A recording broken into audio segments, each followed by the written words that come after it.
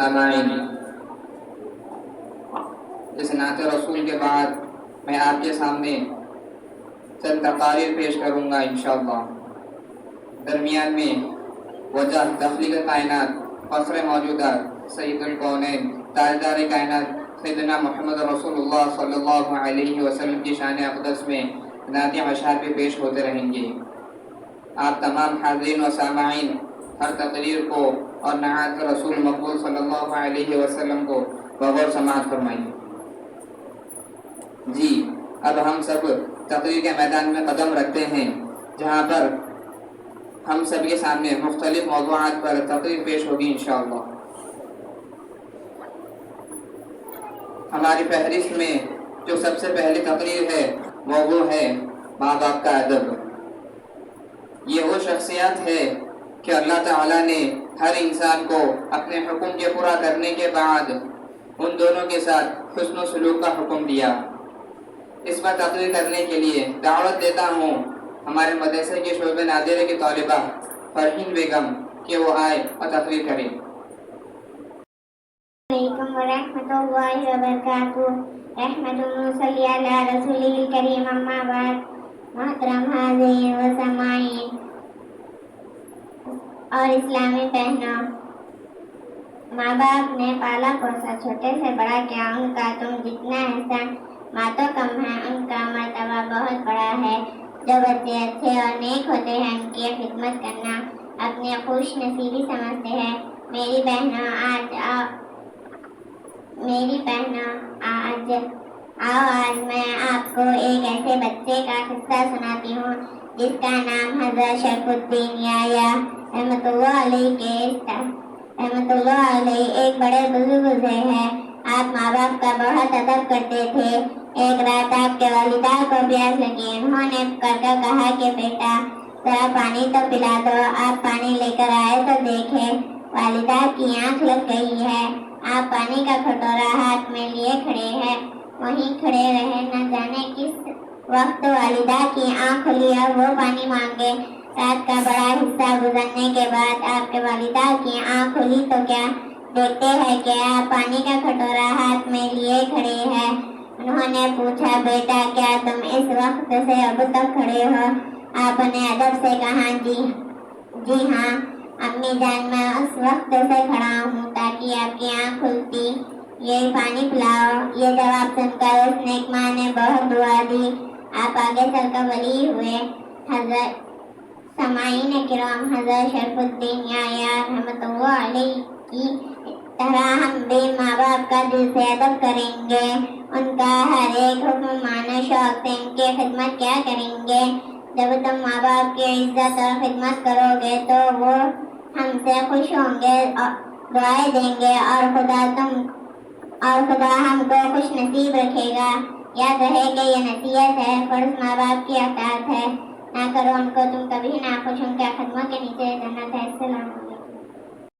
اب ہمارے مدرسے کے ایک اور طالب علم عاہل خان، ان کی تقریر کا موضوع ہے سچائی۔ یہ ایک ایسا عنوان ہے کہ اس پر جتنی بھی تقریریں کی جائے کم ہے، کیونکہ ہر انسان اس سچائی والی صفت کو اپنے اندر لانے کی کوشش نہیں کر رہا ہے۔ اس موضوع پر تقریر کرنے کے لیے ہمارے مدرسے کے شعبہ نادرہ کے طالب علم عاہل خان وہ آئیں اور تقریر پیش کریں۔ الحمدللہ الذی وکفى وسلام علی عباده الذین اصطفى، اما بعد۔ محترم حاضرین اعظام اور اسلامی بہنوں، سچ بولنا اچھی عادت ہے۔ جو انسان سچ بولتا ہے وہ تمام برائیوں سے بچا رہتا ہے۔ آج ہم آپ کو ایک ایسے آدمی کا قصہ سناتے ہیں جو طرح طرح کے برے کام کرتا تھا، مگر سچ بولنے کی وجہ سے اس نے تمام برے کام چھوڑ دیے۔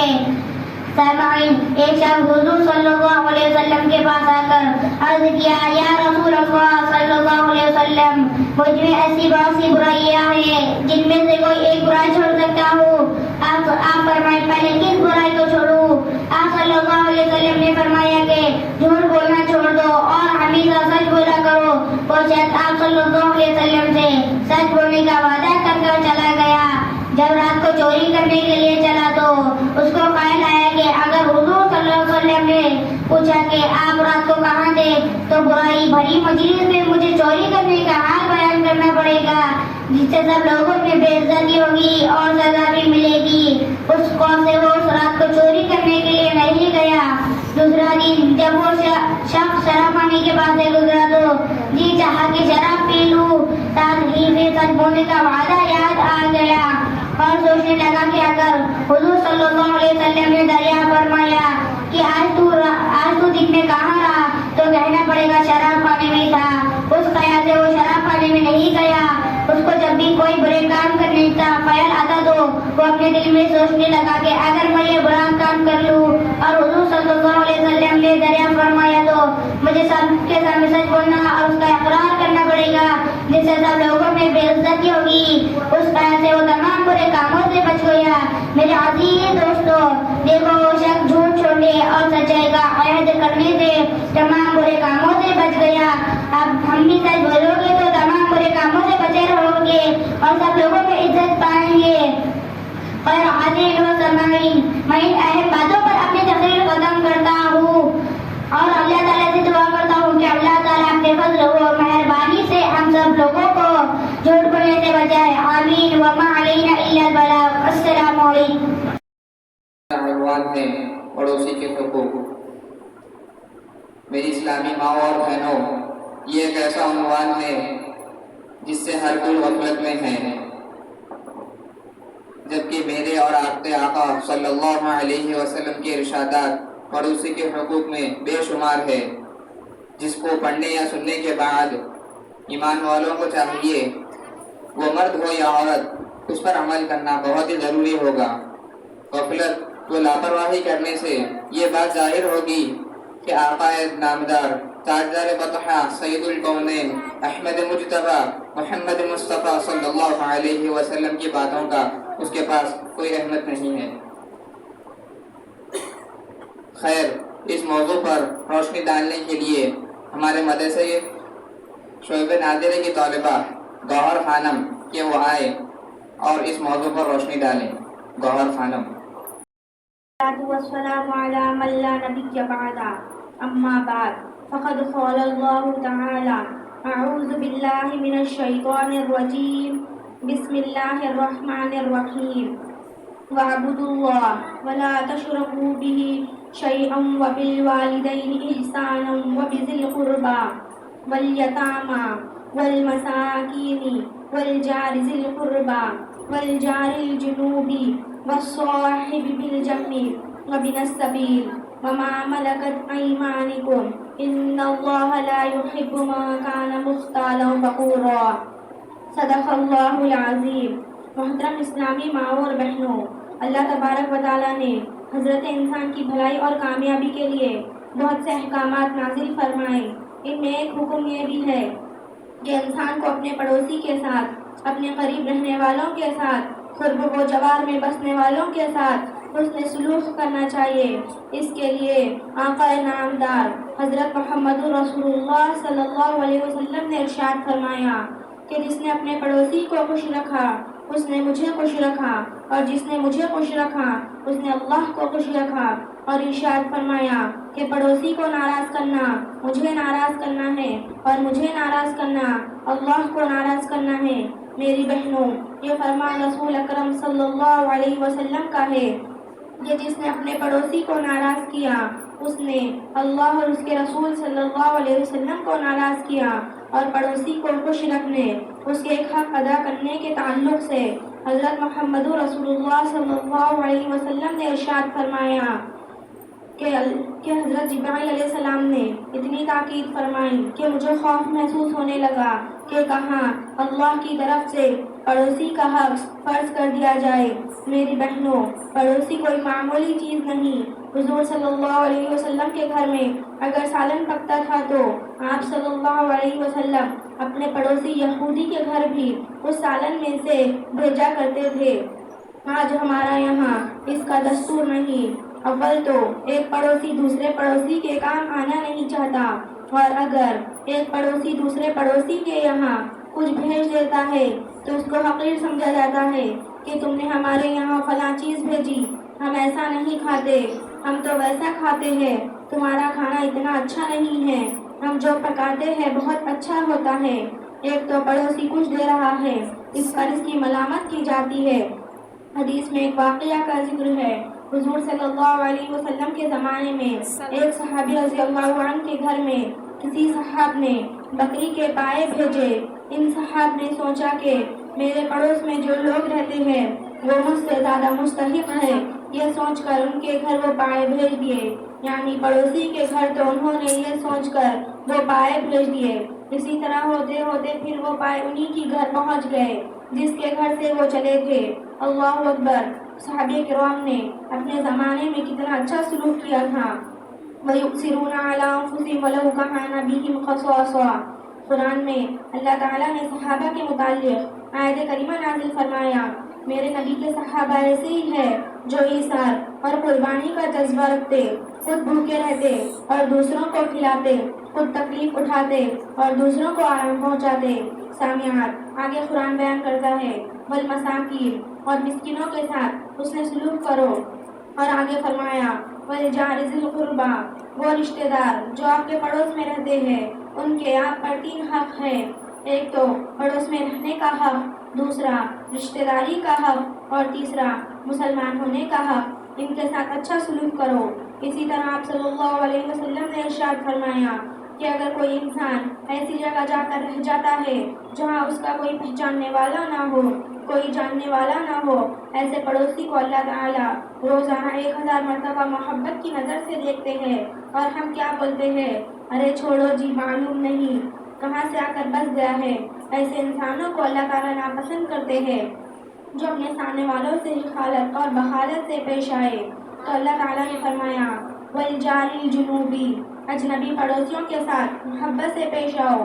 محترم حاضرین، پھر فرمایا ان اللہ لا يحب ما كان مختالا فخورا، یقین مانو کہ اللہ تعالیٰ ان لوگوں کو پسند نہیں کرتے یا ان لوگوں سے محبت نہیں کرتے جو فخر کرے اور جو اپنے پڑوسیوں میں بیٹھ کر، اپنے دوستوں میں بیٹھ کر اپنی بڑائی کرے، ایسوں کو اللہ پسند نہیں کرتے۔ خیر، میں اللہ تعالیٰ سے دعا کرتی ہوں کہ اللہ تعالیٰ ہم سب کو عمل کی توفیق دے، آمین۔ وآخر دعوانا ان الحمد للہ رب العالمین۔ السلام علیکم۔ ایک بار پھر نعت کے میدان میں لے چلتا ہوں جہاں آپ سب کو آقا نامدار تاجدار مدینہ صلی اللہ علیہ وسلم کی شان میں کچھ اشعار پیش کرنے کے لیے حافظ عبدالحسیب کو دعوت دیتا ہوں کہ وہ آئے اور نعت پیش کریں۔ السلام علیکم ورحمۃ اللہ وبرکاتہ۔ کسی مجلس میں جب نعتِ شرع عالم سناتے ہیں، کسی مجلس میں جب نعتِ شرع عالم سناتے ہیں، فضائیں رشک کرتی ہیں، فرشتے جھوم جاتے ہیں، فرشتے جھوم جاتے ہیں۔ شب معراج میں ختم رسول کا مرتبہ دیکھو، شب معراج میں ختم رسول کا مرتبہ دیکھو، جہاں کوئی نہیں پہنچا وہاں تک آپ جاتے ہیں، جہاں کوئی نہیں پہنچا وہاں تک آپ جاتے ہیں۔ کسی مجلس میں جب نعتِ شرع عالم سناتے ہیں، فضائیں رشک کرتی ہیں، فرشتے جھوم جاتے ہیں۔ اترتے ہیں فرشتے آسمان سے آسمانی کو، اترتے ہیں فرشتے آسمان سے آسمانی کو، چرانے بکریاں صحرا میں جب سرکار جاتے ہیں، چرانے بکریاں صحرا میں جب سرکار جاتے ہیں۔ کسی مجلس میں جب نعتِ شرع عالم سناتے ہیں، فضائیں رشک کرتی ہیں، فرشتے جھوم جاتے ہیں۔ یہ ہے شان نبوت چاند ہو جاتا ہے دو ٹکڑے، یہ ہے شان نبوت چاند ہو جاتا ہے دو ٹکڑے، شے کونوں مکا جب ہاتھ کی انگلی ہلاتے ہیں، شے کونوں مکا جب ہاتھ کی انگلی ہلاتے ہیں، کسی مجلس میں جب نعتِ شہ عالم سناتے ہیں، فضائیں رشک کرتی ہیں، فرشتے جھوم جاتے ہیں، ابل پڑتا ہے چشمہ بن کے برتن میں جو ناپانی، ابل پڑتا ہے چشمہ بن کے برتن میں جو ناپانی، شہری انگلیاں جب ہاتھ کی اس میں لگاتے ہیں، شہری انگلیاں جب ہاتھ کی اس میں لگاتے ہیں، کسی مجلس میں جب نعتِ شہ عالم سناتے ہیں، فضائیں رشک کرتی ہیں، فرشتے جھوم جاتے ہیں، مدینے کی جدائی اب بہت ہی شاق ہے ہنسی، مدینے کی جدائی اب بہت ہی شاق ہے ہنسی،